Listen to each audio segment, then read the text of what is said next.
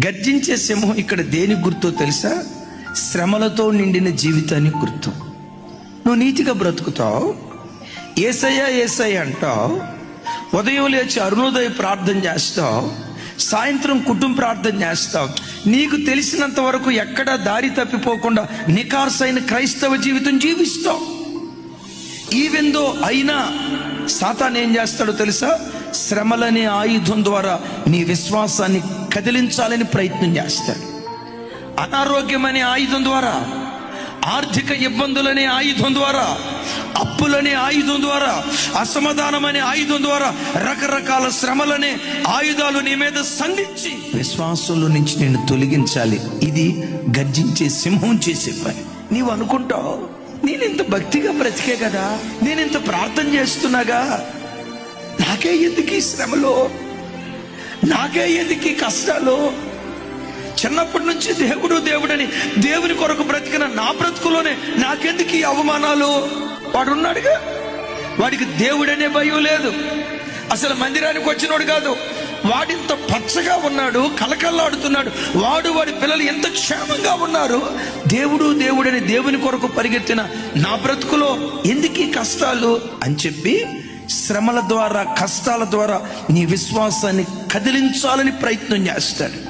వాడు వచ్చి అంటాడు, ఏమమ్మా దేవుడు దేవుడు దేవుడు అని పరిగెత్తే ఏం చేశాడమ్మా దేవుడు? నీ పిల్లలకి ఇంకా పెళ్లి కాలేదుగా, నీ గర్భం తెరవబడలేదుగా, ఇన్ని సంవత్సరాలు ప్రార్థన చేసావు, అప్పులు తీరాయా? ఓ సొంత గృహం కూడా కొనుక్కోలేకపోయావు, సమస్యల మీద సమస్యలు నలగొట్టబడుతున్నావు, ఏం చేశాడు దేవుడు నీకు? శ్రమలనే గర్జించు సింహం నీ బ్రతుకులో ఎదురై శ్రమల ద్వారా నీ భక్తిని మింగి క్రీస్తులో నుంచి నిన్ను వేరు చేయాలని ప్రయత్నం చేస్తాడు. వాడు మింగాలని ప్రయత్నం చేసేటప్పుడు ప్రతి క్రైస్తవుడు విశ్వాసమందు స్థిరుడై దానిని ఎదిరించాలి. దేవుడు నా బ్రతుకులో కష్టాన్ని అనుమతిస్తాడేమో కానీ నష్టాన్ని అనుమతించడం. ఏ కష్టం నాకు నష్టాన్ని కలుగు చేయదో ఆ కష్టాన్ని ఇష్టంగా అంగీకరించు.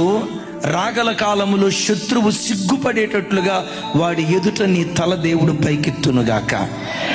అంటే ఈ శ్రమల మధ్యలో మనం సాతాను చేత తరమబడుతున్నప్పుడు, గర్జించే సింహంలాగా వాడు మింగాలని నీ మీదకు వచ్చినప్పుడు కదిలిపోవద్దు. అనాలి శత్రువుతో, నా శత్రువా నా మీద నువ్వు అతిశయపడవద్దు, నేను క్రింద పడినా మరలా తిరిగి లెగుస్తా. చీకటిలో ఉన్న యెహోవా నాకు వెలుగుగా ఉంటాడు, నా గాఢాంధకారపు చీకటి మధ్యాహ్న కాల తేజస్సులాగా మారుస్తాడని విశ్వాసంతో మాట్లాడు. నీవన్నట్టే దేవుడు జరిగించును గాక.